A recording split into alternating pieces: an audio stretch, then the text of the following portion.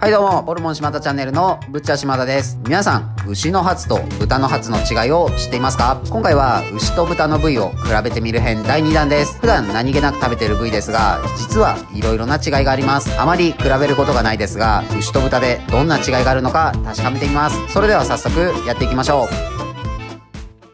これが豚のハツです。これが牛のハツです。心臓のことをハツと呼びます。見るからに大きさが違いますよね。見た感じの違いとしては、牛のハツの方がしっかりとした脂がついています。表面はこんな感じです。牛の方が表面の皮が厚いため、硬そうな見た目をしています。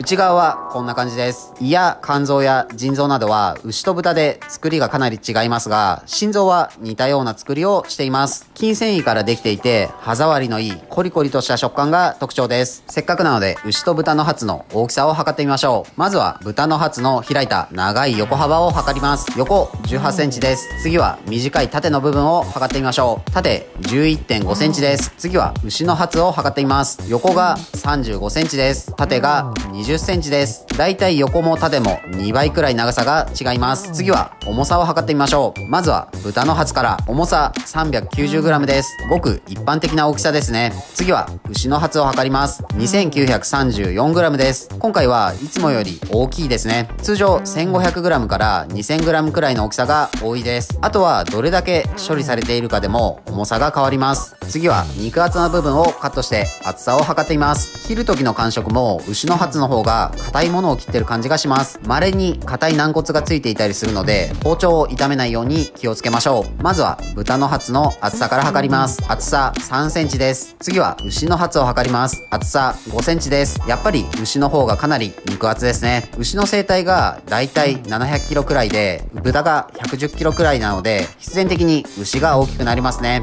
では実際に焼いて違いを確かめるために、牛のハツと豚のハツを切り分けてみましょう。詳しい牛のハツと豚のハツの仕込み方は以前動画にもしているので、ぜひ参考にしてください。今回は豚のハツの身が薄い部分、豚のハツの身が厚い部分、牛のハツの身が薄い部分、牛のハツの身が厚い部分を食べ比べます。せっかくなので牛は油付きのハツと、通常は処理する皮をつけたままでも食べてみます。牛のタンの皮もそうでしたが、実際牛のハツの皮はつけたままだと食べられないのか気になりますよね。カットできたので早速食べてみましょう。いただきます。まずは豚のハツの薄い部分から焼いてみましょう。豚のハツは豚の内臓の中だと特にビタミン B1 が豊富です。他にもタンパク質や鉄分もとても豊富なのが特徴です。ハツは比較的火が入りやすい部位なので、焼きすぎると硬くなりすぎるので注意しましょう。身が薄い部分は少し硬さもありますが、歯切れのいいコリコリした食感は楽しめます。臭みや癖も少なく、とても淡白なので食べやすいですね。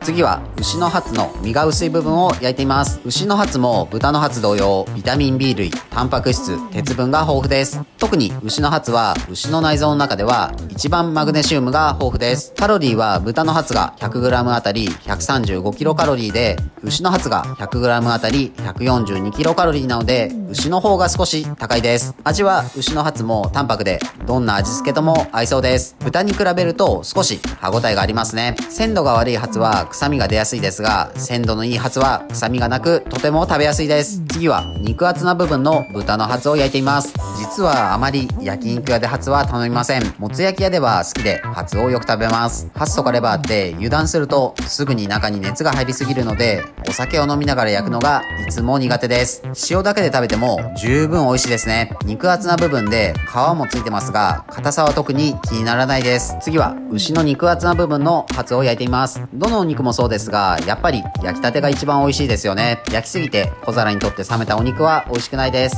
食べる分を焼いて一気に食べるのが美味しい焼肉の食べ方ですよね。やっぱりこの焼きたての牛のハツは硬さも抜群で、噛み締めるごとに旨味もあって美味しいです。ただ少しさっぱりしすぎているので、ご飯のおかずにはなりづらいかもしれません。さっぱりした部位が好みの人はハツは特におすすめです。次は皮付きの牛のハツを焼いてみます。牛のハツといえば綺麗に皮が処理されているのが当たり前ですよね。なんで皮が処理されているか知っていますか？焼けたので食べてみましょう。やっぱり皮が少し口の中に残りますね。正直食べられない硬さではないです。ただ身の部分と一緒に食べると最後の方で口に残る感じがあるので、処理して食べた方が美味しいです。この皮だけを焼いて食べるのはもしかしたら美味しいかもしれません。ハツの皮って名前で安くメニュー化しても面白いですね。最後は油付きの牛のハツを食べてみます。耳付きとかハツカルビと呼ばれたりします。1頭からごく少量しか取れない希少な部位です。油部分を適度に残すことで淡白になりすぎず程よく油も乗って美味しくなります。やっぱり僕の一番好きな焼いたハツの食べ方はこれですね。もし